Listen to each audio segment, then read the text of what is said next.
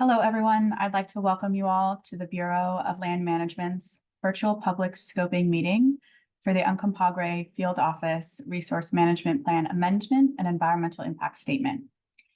We're going to give folks a few minutes here to join the meeting and connect to audio, and then we'll go ahead and begin with our presentation. I do want to note that closed captioning is available by selecting the closed caption icon at the bottom of your Zoom screen if you are joining us via the Zoom web portal or the Zoom app. Once again, we'll give folks just a few minutes here to join and connect to audio, and then we'll go ahead and get started.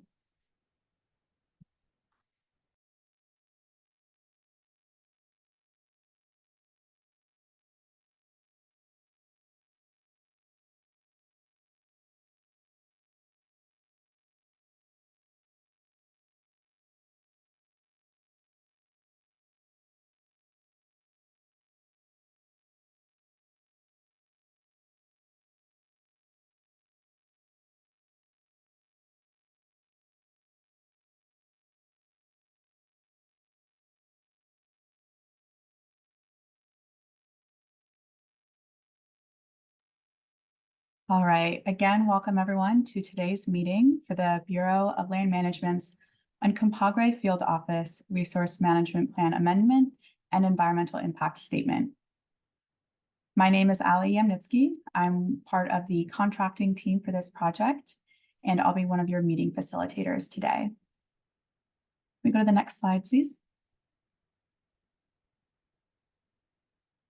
So on screen now, we have our expected agenda for today's meeting. I'm going to first review some meeting ground rules and then go over some of the Zoom tools that we'll be using today. We'll then hear from the BLM for some staff introductions and a project presentation. And then finally, after the presentation, we will have the question and answer session. Next slide. All right, so to review some meeting logistics and some of the Zoom tools, you can see the few icons that we have on screen now. All of those are going to be available along your Zoom toolbar. That's going to be at the bottom of your screen in the Zoom window, and you may need to toggle your mouse around a little bit or press on your phone screen to get that to pop up. You'll see we have the raise hand, the chat, the Q&A, and the live transcript button. So the live transcript, if you go ahead and click on that, we'll turn on some closed captioning for you. We will be using the Q&A box for you all to submit questions. So you can submit questions at any point throughout the presentation. However, we will not begin answering them until we reach that question and answer session. We do also have those questions that were submitted during registration. So if you chose to submit a question then, we do have that on our list, and we will be answering that again once we reach that Q&A session. The other icon we have there on the screen is the chat box. We will be using the chat box for any Zoom-related technical support that you all may need. So if you're having trouble with your audio or submitting questions or anything like that, feel free to send us a message through that chat box. You may have seen, but my colleague Lily has already been sending messages out through the chat box. So we will be providing technical information in there, including phone numbers to call in. Throughout the presentation, we will be dropping in website links and mailing addresses and anything that's relevant to the project and the presentation today. So if you are looking to access any of those web pages or copy down the mailing addresses, it's a good idea to keep that chat open. And then finally, I do see that we have a phone caller joining us this evening. So if you are joining us by phone, you do not have access to the chat or the Q&A box. So if you do have a question that you would like to submit, you can go ahead and press *9 on your phone's keypad. That's essentially going to raise your hand, and that will let us know that you would like to submit a verbal question. Once we reach that Q&A session, I'll go ahead and work with you to unmute you, and then you can submit your verbal question. I'll go ahead and then place you back on mute, and we'll work through getting an answer to you for that question. Additionally, your microphones and cameras will remain off for the entire meeting. The only instance will be for those phone callers submitting verbal questions, since they do not have access to the Q&A or the chat box. And then lastly, if you are having technical issues where the chat box is not working for you as well, you can go ahead and send me an email. My email address is on screen, and Lily will also be placing that in the chat box. I'll go ahead and read that aloud for those phone callers as well.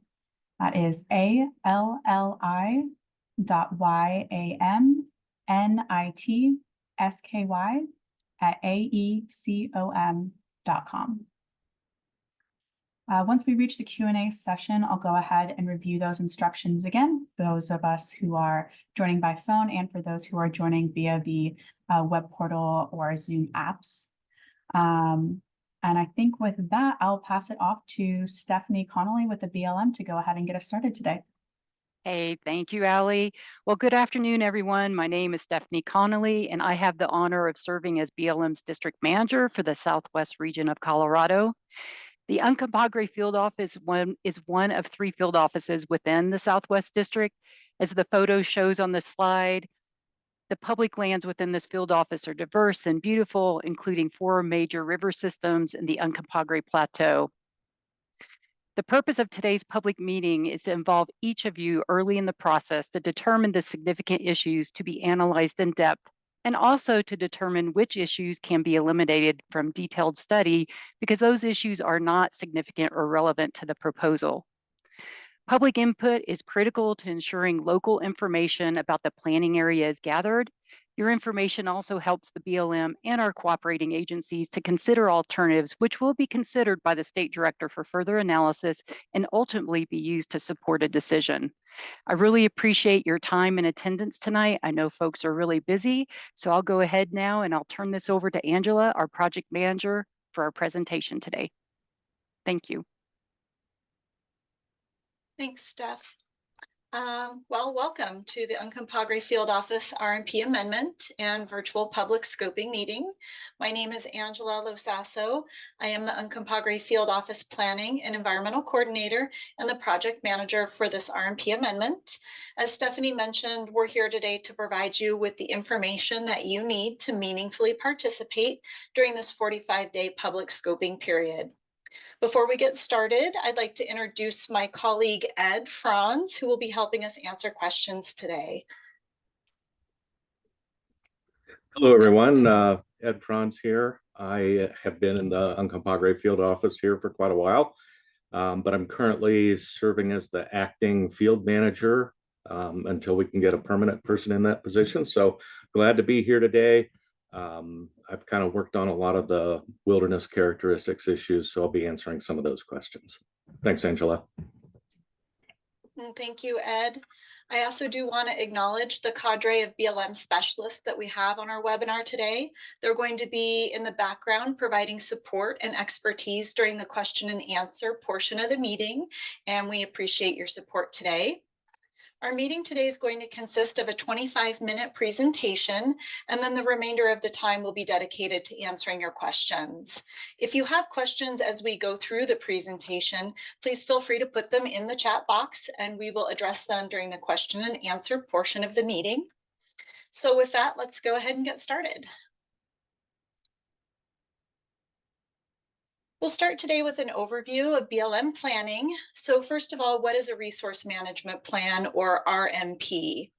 An RMP is developed in conformance with the Federal Land and Policy Management Act to ensure the BLM meets our congressional mandate to manage public lands under the principles of multiple use and sustained yield.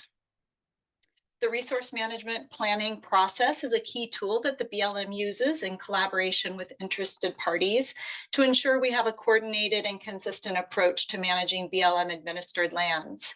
An RMP is a set of comprehensive long-range decisions that provide guidance for management of resources and resource uses. It provides goals, objectives, and allowable uses that guide our day-to-day management of public lands. Next slide.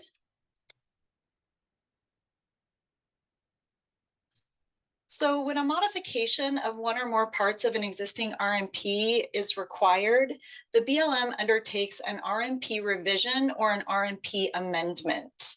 This project is an RMP amendment rather than an RMP revision. So what is the difference? Well, both involve public input and environmental analysis under the National Environmental Policy Act, but an RMP revision addresses all or most resources and resource uses addressed in an RMP, whereas an RMP amendment focuses on a limited number of resources and resource use issues.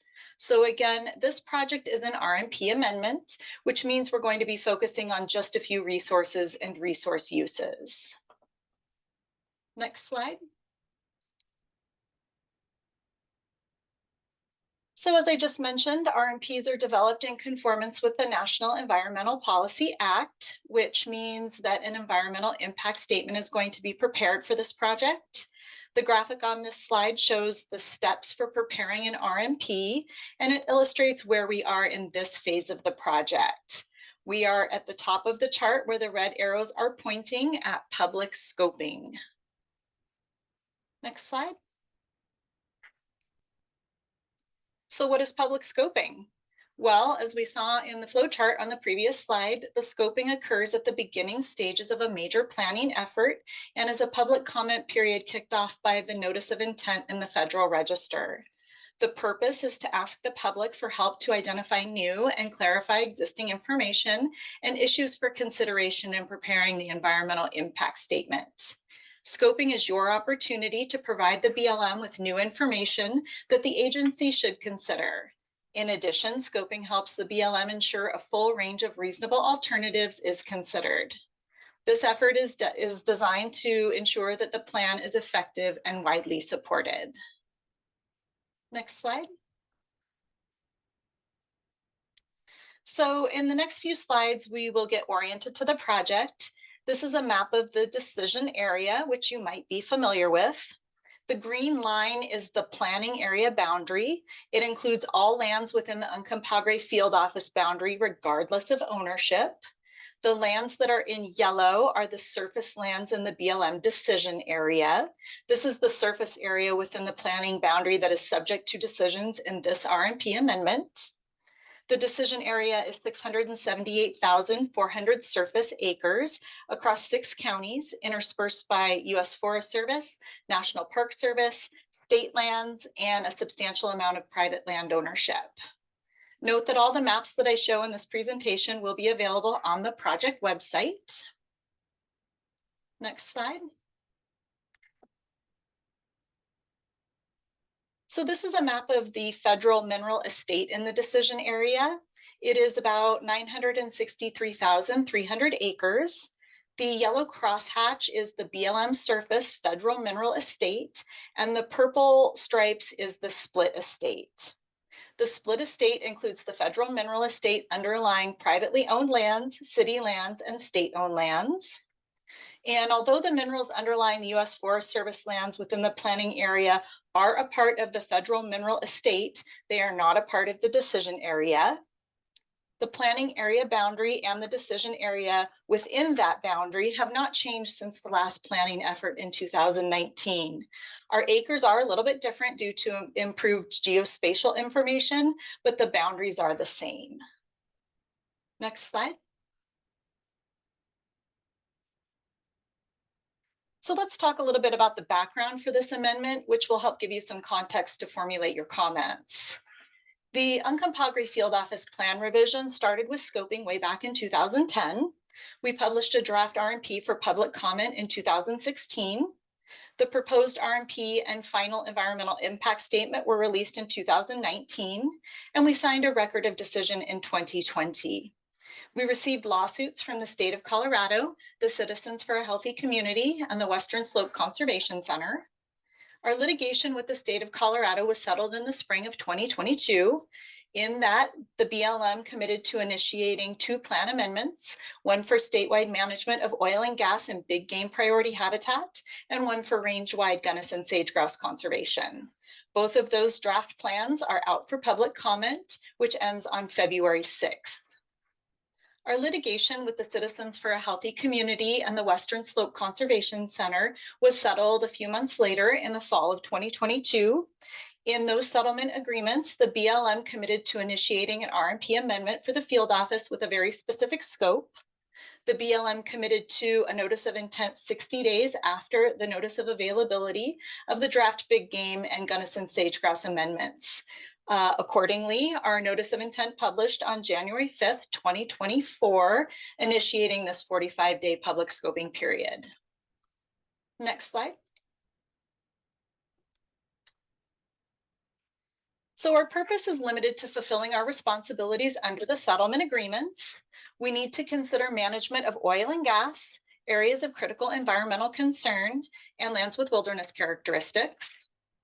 Our settlement agreement is really specific on what we have to consider.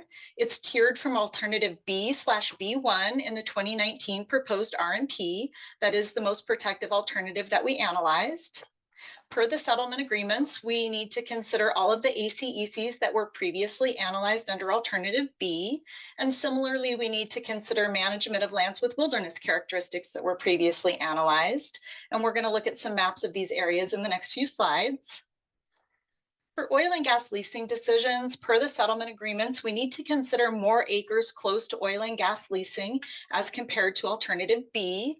And we have to do that specifically by combining acres analyzed as no leasing with acres analyzed as no surface occupancy and analyzing them as all no leasing.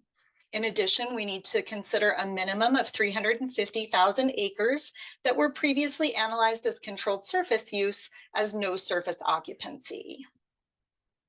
For reference, the 2019 proposed RMP and 2020 approved RMP are available on that project website, and you will see a link to that website in the chat box. Next slide. So let's look at some maps of the resources that are the subject of this RMP amendment. This is a map of the inventoried lands with wilderness characteristics. This inventory was last updated in 2015, and that report is available on the project website. There are 7 units that meet the criteria for lands with wilderness characteristics, as outlined in our BLM handbook. If you have any new information or data on these units or other areas within the field office that you think may meet the criteria for lands with wilderness characteristics, please provide that information as part of your scoping comments. Next slide.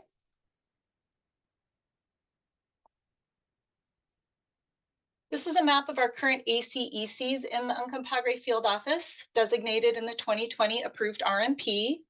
There are 6 designations covering 30,000 acres. Of the 6 existing ACEC designations, 2 of them are new, and 1 is an expansion of a previously existing ACEC, and then 3 others were previously existing ACECs that we carried forward from the previous RMPs. Next slide.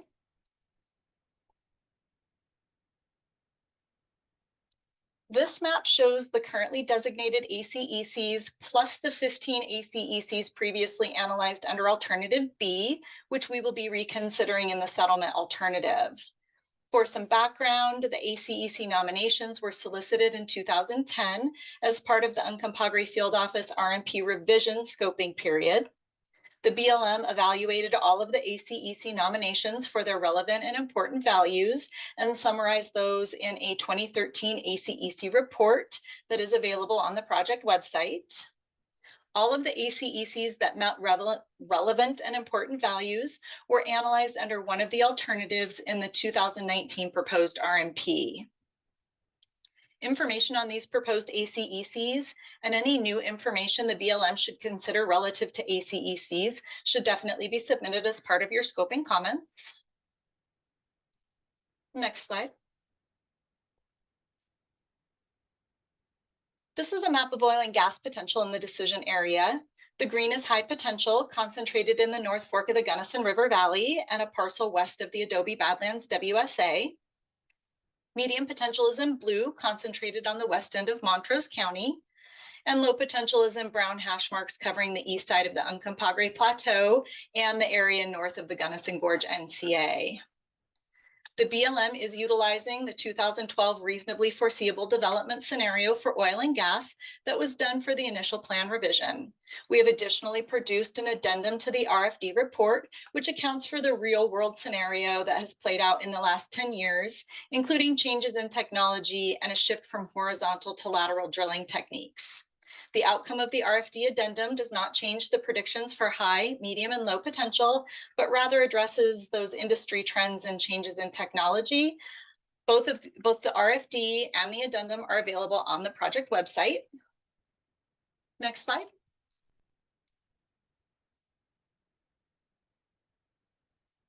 So to wrap up our conversation on the preliminary alternatives, here's a list of actions that are considered to be outside the scope of the planning effort at this time. In the 2020 approved RMP, the BLM combined oil and gas with geothermal leasing and geophysical exploration under the umbrella term fluid minerals. In this plan amendment, the BLM has chosen to split oil and gas leasing, which includes helium and methane, from geothermal leasing and geophysical exploration. So that means that those resource allocations would remain the same as the 2020 approved RMP. Timing limitations applicable to all surface disturbing activities would stay the same. Timing limitations applicable or ground disturbing restrictions for non-oil and gas related activities would stay the same. And other land use allocations would not change. You can see a short list of examples of the types of allocations that are considered outside the scope of the amendment at this time. Next slide.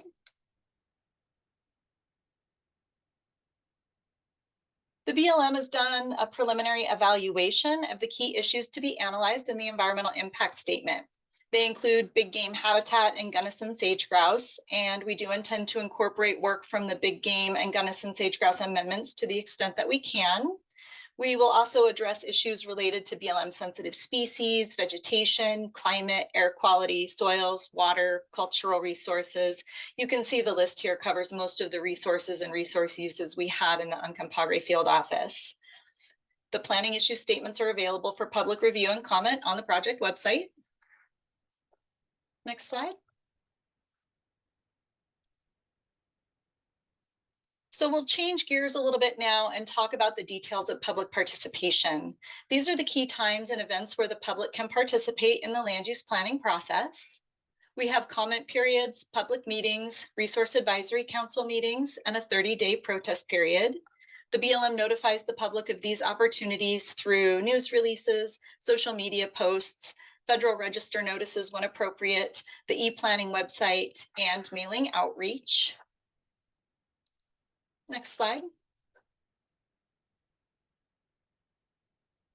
This is the project schedule with the public participation points shown in red.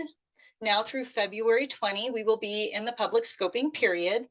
The next opportunity for public comment will be around this time next year between November 2024 and February 2025 with a 90-day review and public comment period on the draft RMP and draft EIS. Then in September through November of 2025, we'll have a 30-day public protest period and a 60-day governor's consistency review on the proposed RMP and final EIS. This project schedule is available on the project website. Next slide. So moving on, I want to share some of the details for this 45-day public scoping period by reviewing what I think of as the when, the why, the what, the how, and the where for providing public comments. So the when to comment is simple. We've mentioned it a few times. Public comment period is open now through February 20. Due to time constraints relative to our settlement agreements, the BLM may be unable to extend the comment period. Why comment? Well, as noted at the beginning of this presentation, public scoping is an important process that helps the BLM determine critical issues that need to be addressed using best available science and information. Input from public scoping also ensures the BLM considers a reasonable range of alternatives. What to put in your comment? Well, comments must be in writing, and the most effective way to make your comment count is to be specific and substantive. So let's talk about what that means. Next slide. What is a substantive comment?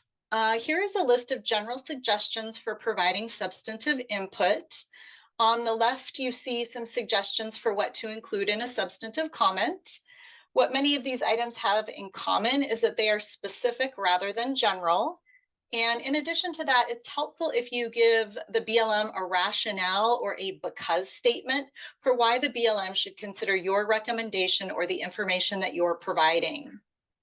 On the right side of the slide are the types of comments that the BLM considers non-substantive. Comments that express opinions without a because statement, comments that are not within the scope of the project, comments that simply agree or disagree with a BLM policy, and comments that ask the BLM open-ended questions are all considered non-substantive. This graphic is available on the project website so that you can refer back to it as needed when writing your comments. Next slide. How will the BLM consider scoping comments? Well, comments will be individually evaluated for substantive comment and then grouped by topic and summarized. The comments are then parsed into one of three categories. Those categories are issues to be addressed in the plan, issues to be addressed through policy or administrative action, and issues beyond the scope of the plan. The BLM responds to comments in a scoping report, which will be made available to the public as part of the draft EIS so that you'll know how the BLM has addressed your comment. Next slide.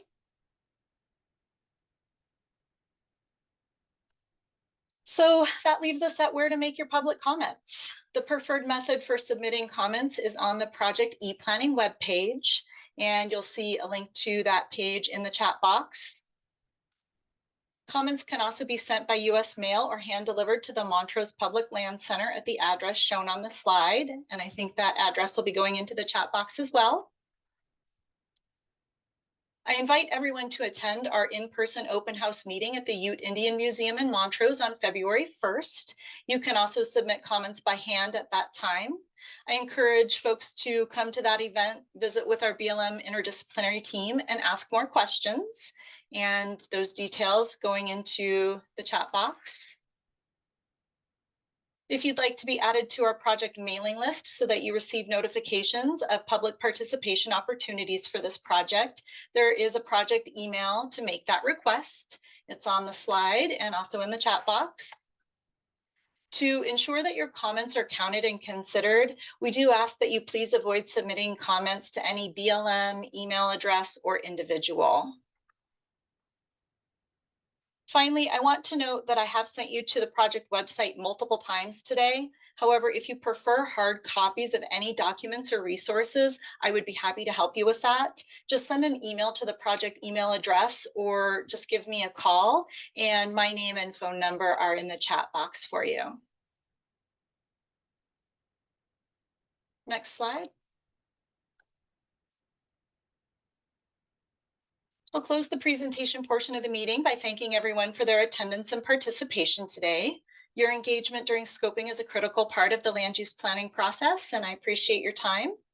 With that, I'll open the meeting up to question and answer and send it back to you, Allie, for question and answer instructions. Thanks so much for that presentation, Angela. So I'm gonna quickly review the instructions for submitting questions today.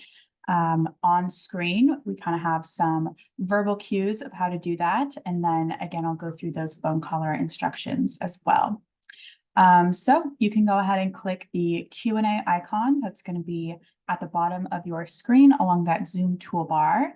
And again, you may need to toggle your mouse around, or if you're joining via the Zoom app on your phone or tablet, you can go ahead and press on that screen and that should bring that toolbar up. Once you've gone ahead and clicked on that Q&A icon, it will pull up the Q&A box where you can go ahead and submit your question. That will send the question to us, and we will go ahead and begin developing answers for you and gathering all the information that we can to provide you with the best possible answer.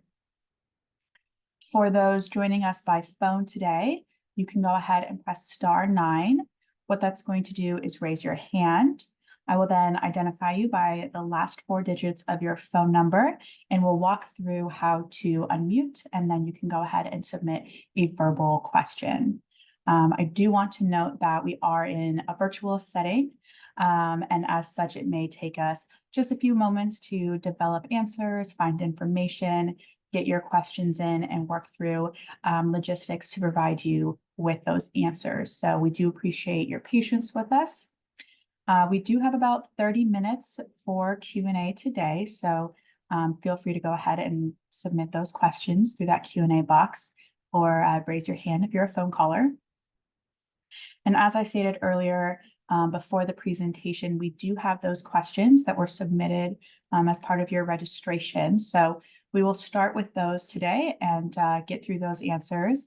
And then with the time remaining, we'll go ahead and answer any of those questions that we receive live during this webinar today. If we are not able to get to your question for time constraints reasons, we will go ahead and follow up with you to provide you an answer after the meeting has concluded. We will use the contact information that you used to register for this meeting. So be on the lookout for that if your question requires any follow-up. All right, so with that, I think we'll go ahead and get started with these pre-registered questions. The first question has two parts to it, and that is, will the changes address oil and gas? And will these amendments bleed over to 3809 land uses?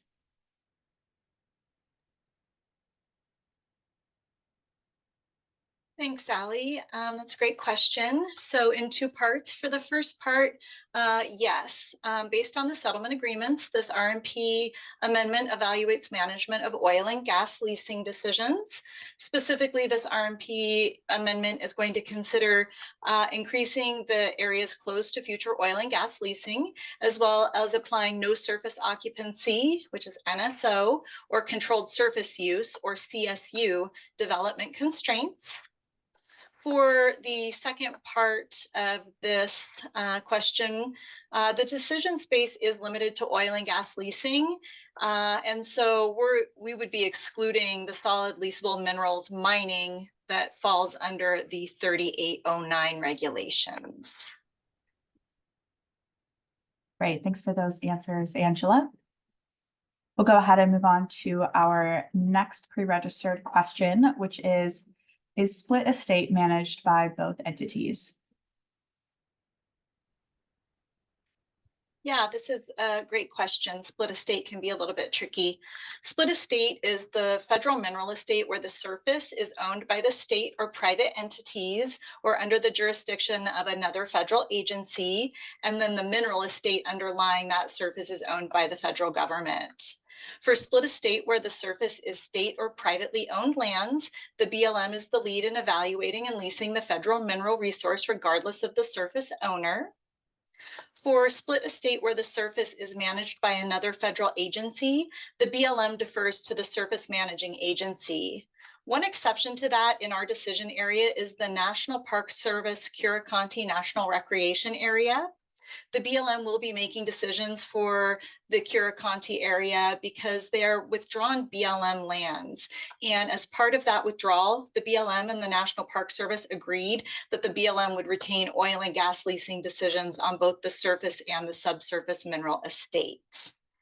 More information on the split estate can be found on our website, and that website link is going into the chat box for you. Thanks, Angela. We'll go ahead and move on to our next pre-registered question, which is, will the amended Uncompahgre Field Office Resource Management Plan include all of the alternatives and/or actions in the recent Gunnison Sage-Grouse Resource Management Plan? Yes, so we recognize that we have multiple land use planning efforts ongoing in BLM Colorado, including the Gunnison Sage-Grouse Amendment and the Big Game Amendment. In this plan amendment, we are developing unique alternatives that are based on the settlement agreement and what we find from this scoping effort. The BLM is considering the alternatives that are being presented in the Gunnison Sage-Grouse RMP amendment relative to oil and gas leasing, ACECs, and lands with wilderness characteristics as we develop alternatives for our plan. We're going to continue to coordinate closely with the planning teams for the other amendments because we want to be consistent with the decisions that are being considered in those plans that are within the scope of our plan. I do encourage folks to please submit a comment if there are certain decisions in the draft Gunnison Sage-Grouse RMP amendment that you would like to have considered in this RMP amendment. All right, and thanks for that answer, Angela. We'll go ahead and move on to our next pre-registered question. And that is, if an area was on the 2013 and the 2015 documents and deemed to fit the criteria for lands with wilderness characteristics or area of critical environmental concern, or ACEC, but not moved forward to the final plan, what details or information could now be provided to convince the Bureau of Land Management to designate? And I think we will hear from Ed for the answer on that one. Sure, yeah. Any information that may be new to BLM on these units would be useful.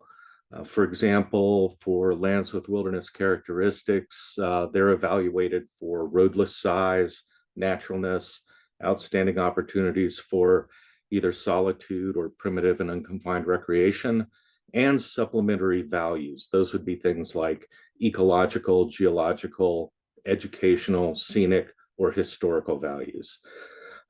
For bringing us new information about new units, there is a specific requirement for that, which involves, let me take a look at this, to meet the minimum standard for new information, it has to have a map of sufficient detail to determine specific boundaries of the area, detailed narrative describing the wilderness characteristics, etc., and photographic documentation. And what I would say is you might just want to get a hold of me. You can send an email to the project email, and I'll get that information, and I can get back to you on that. For ACECs, new information about the potential relevant and important values of proposed ACECs or other lands will be considered by BLM. If you have specific information you want to provide regarding any of these lands, please submit it in a written scoping comment. Thanks. Great. Thanks for that answer, Ed, or I guess those answers. We'll go ahead and move on to our next pre-registered question, which is, have there been many requests to open up areas for oil and gas development? And we will hear from Steph for the answer on that. Yeah, I'll take a shot at it. I think it's important to note that the scope of a resource management plan, amendment in this case, is to determine where leasing is appropriate or not, and under what stipulations the federal minerals may be leased. And sorry, a blue light is going off in my office right now. There are valid existing oil and gas leases, and some with development already within the decision area. Operators have submitted and continue to submit proposals to develop those valid existing lease rights. But with regard to future leasing, parties may express interest in lands open to oil and gas leasing based on the pertinent land use plan and its amendments. And in recent past, oil and gas leasing and development within the decision area have generally been limited, mostly just due to land use planning efforts such as this and litigation. Great, thanks, Steph, for that answer. We'll go ahead and move on to our next pre-registered question, which is, if the resource management plans set disturbance caps and or buffers around sage-grouse habitats, will those restrictions only cover oil and gas, or will they cover other surface disturbances also? And I think we'll go back to Angela for that answer. Yes, thanks. So the current scope of our planning effort is really limited to oil and gas leasing decisions, ACECs, and lands with wilderness characteristics. And what that means is that any surface disturbing restrictions are going to be relative to oil and gas leasing, such as areas open to leasing, areas open with no surface occupancy, and areas open with a controlled surface use. Or those surface disturbance restrictions are going to be relative to managing the relevant and important values of an ACEC, or those surface disturbing restrictions are going to be relative to managing lands with wilderness characteristics. So it's really focused on those three areas. The Gunnison sage-grouse planning effort is covering many more activities outside of the scope of our plan amendment. And many of them will be applicable to the Gunnison sage-grouse habitat that is within our planning area. But as I mentioned earlier, if there are specific decisions that you want the BLM to consider from the Gunnison sage-grouse amendment, we encourage you to include that in your scoping comment. Thanks, Angela. We'll go ahead and go on to our next pre-registered question. And this one is kind of similar to one that we answered a bit earlier, but we'll go ahead and read it aloud as well. And that is, how is this going to impact the 3809 projects? And we'll hear from Angela again for that.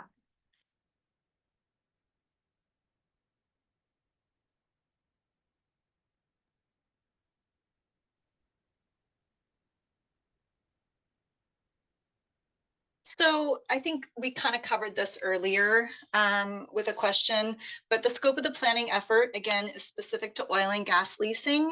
And so it's going to exclude solid leasable mineral activities that fall under the 3809 activities.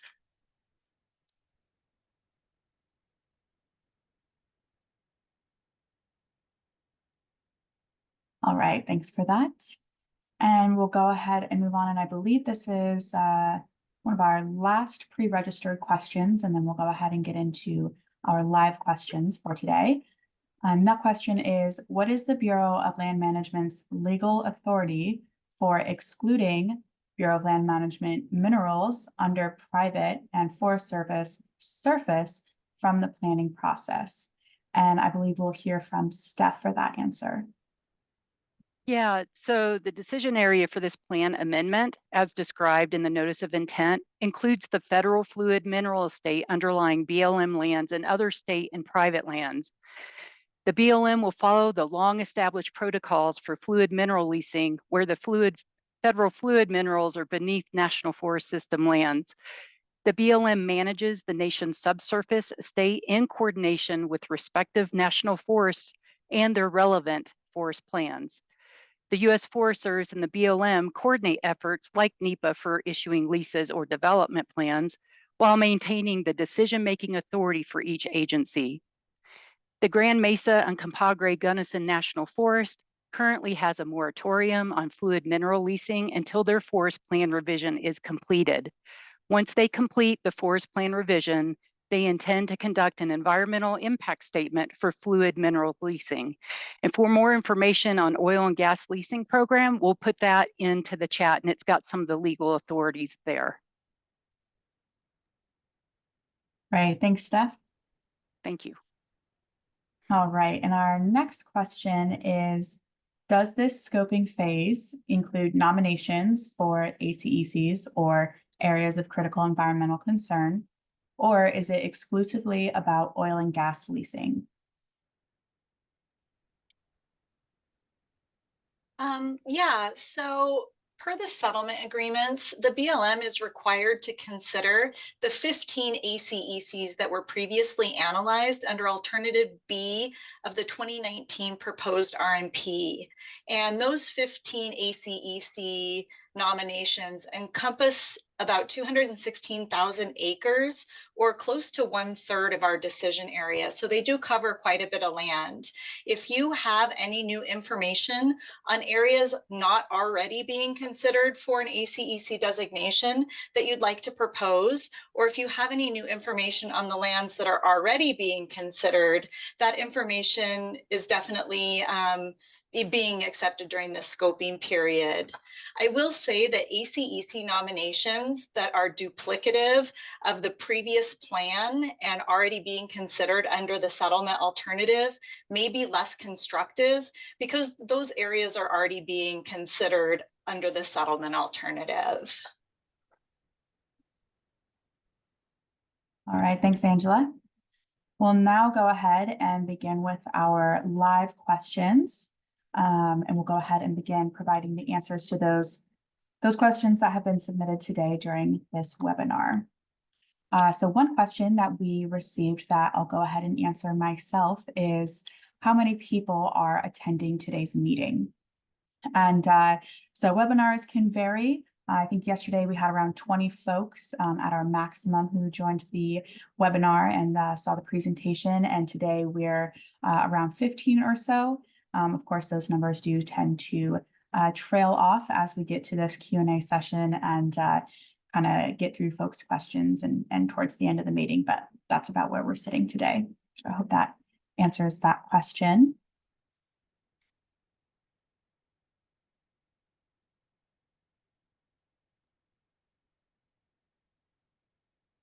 All right, and then another question that we've received is, will the results of the pending Gunnison Sage Grouse Resource Management Plan Amendment Environmental Impact Statement preclude any parts of the Uncompahgre Field Office Resource Management Plan amendment decisions?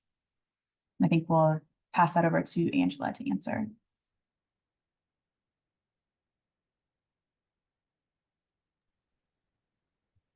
Yeah, so we will have a complete range of alternatives that's consistent with the scope of the settlement agreement and the purpose and the need for this plan amendment. The proposed alternatives for the Gunnison Sage Grouse plan will be within the range of alternatives considered in this amendment. So the BLM will be making a decision that's considering the analysis of the full range of alternatives. Right, thanks. And we do have some more questions that have come in, but we are still kind of working through the information for those answers. We want to make sure that we are gathering all the information we can to provide you with the best possible answer. So going to take just a quick pause here as we work through that information, and then we'll begin answering some more of those questions. So again, we just appreciate your patience with us as we're in this virtual setting.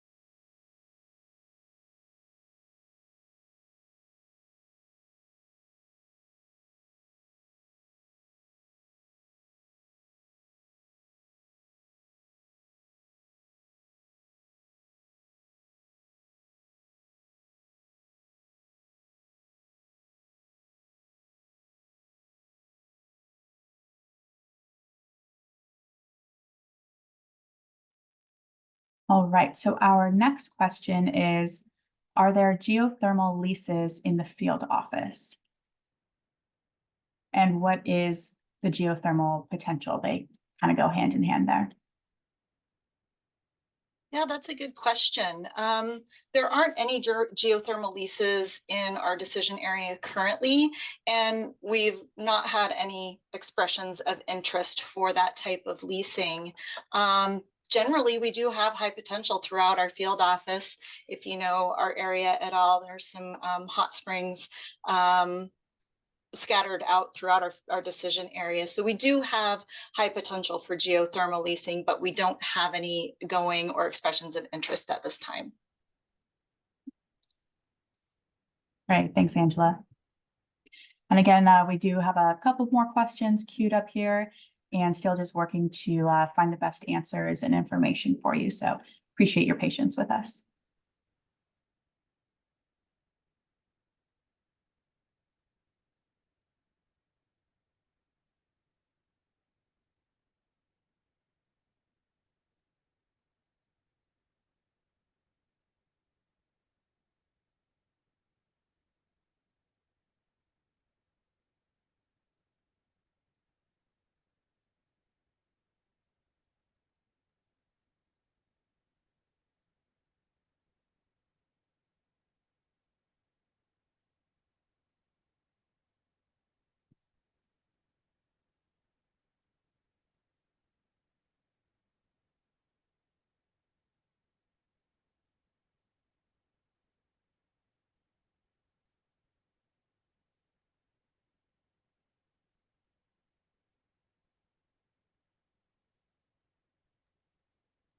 All right, so our next question is, why does the slide about decisions outside of the scope of the amendment state that management of ACECs or areas of critical environmental concern and LWCs or lands with wilderness characteristics is outside the scope? And you'll see we've moved the presentation back to this slide for you all. The settlement agreement clearly states that the Bureau of Land Management must reconsider both the designation and management of both ACECs and LWCs. Maybe I'm not understanding the qualifying clause of the slide properly. Yeah, that's a great question. And in looking back at the slide, I do see how it could be misinterpreted. So we definitely are considering ACECs and lands with wilderness characteristics. They are within the scope of the amendment. What this slide is intended to say is that ground disturbing activities outside of oil and gas related activities, management of ACECs and lands with wilderness characteristics would not be considered. So let me try to give an example. Ground disturbance relative to new range improvements or ground disturbance relative to new recreation improvements. Those types of ground disturbance activities would be considered outside the scope, whereas ground disturbance that's specific to protecting ACEC resources or lands with wilderness characteristics would still be within the scope. Hopefully that clarifies things, and I'll rethink how my slide is presented here.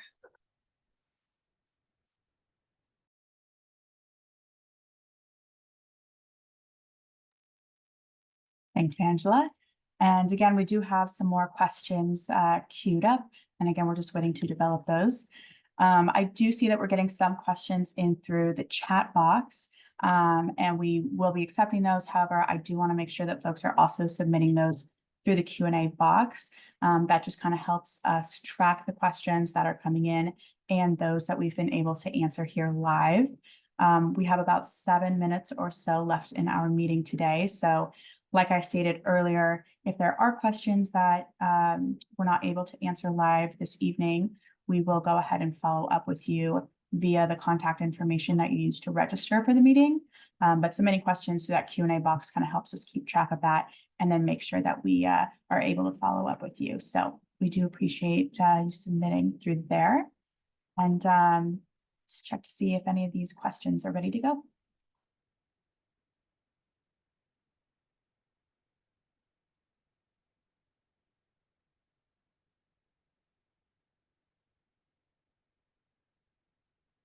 All right, so this next question is, so ACECs or areas of critical environmental concern being considered under this amendment could impact other land uses outside of oil and gas?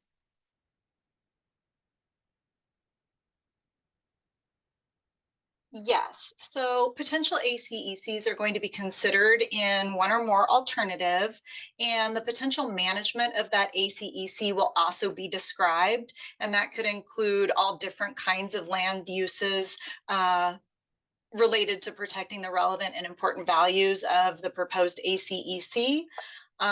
If the potential ACEC is going to be considered in more than one alternative, generally the management for the ACEC could vary across the alternatives so that we have a range of how that ACEC is managed that includes different strategies for protecting the resources.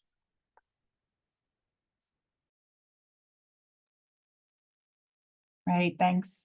And yep, we're still getting some questions in. So I just want to remind those folks who are continuing to submit questions that we're working to develop those answers. And then if we're not able to answer them today, we'll follow up with you.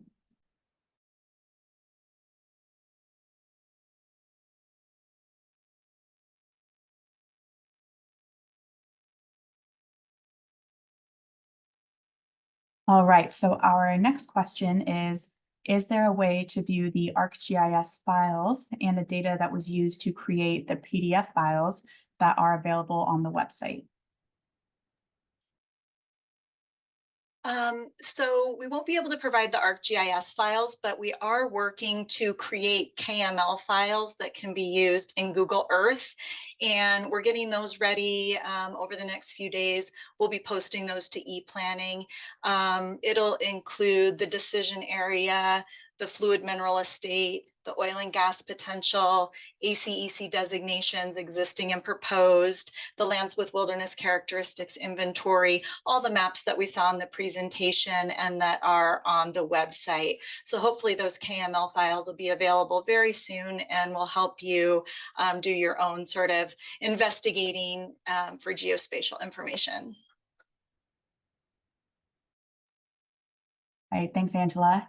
And I do want to know, I did see a phone caller just join us. So if you are just joining us by phone, we have gone through our project presentation and we are currently in a question and answer session. Since you are joining by phone, I know you don't have access to the chat or the Q&A box, which is where we've been accepting questions from those joining via the web and Zoom app. So if you would like to just go ahead and submit a question for the BLM about this project, you can go ahead and press *9, and then we'll work through unmuting you and we'll accept a verbal question. I do want to be clear, it won't be a back and forth with the BLM. We will simply accept your question and add it into our queue of providing answers, and then if necessary, follow up with you after the fact if we're not able to answer live here, as we only have a few minutes remaining. So just some instructions for that phone caller who just joined.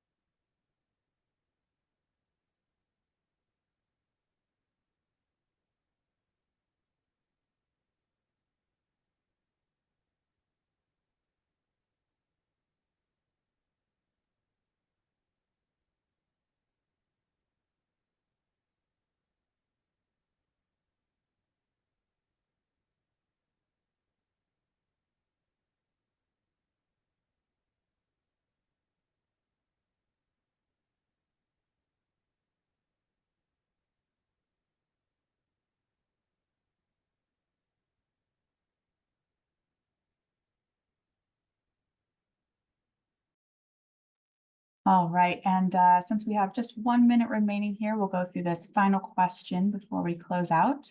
This last question is, to make sure my understanding is correct, ground disturbing activities such as, say, exploration drilling for something other than oil and gas would not be impacted by this amendment. Yeah, that's a great question. Generally speaking, geophysical exploration for non-oil and gas related activities would remain under the 2020 approved RMP. Those are some of the decisions that are being split out. There is an exception to that, and that would be unless it is an ACEC designation where there's some kind of, across the board ground disturbing restriction to protect an ACEC value. And that would be part of the ACEC management, but not related to other things. So generally speaking, no, unless we're talking about protecting ACEC values or potentially lands with wilderness characteristics. Great, thanks, Angela. And we have now hit 5:30 Mountain Time, so I think we'll go ahead and end the meeting here. I think we're able to get through most of those questions. So Angela, I'll pass it back to you for some closing remarks, and then we'll go ahead and end the webinar after that. Yeah, I just want to say thank you to everyone for participating today, for asking good questions, and for giving us your time and attention. We will look forward to your scoping comments or potentially seeing you at the Ute Indian Museum on February 1st. So again, thank you for your time and participating in management of your public lands. Thanks, everyone.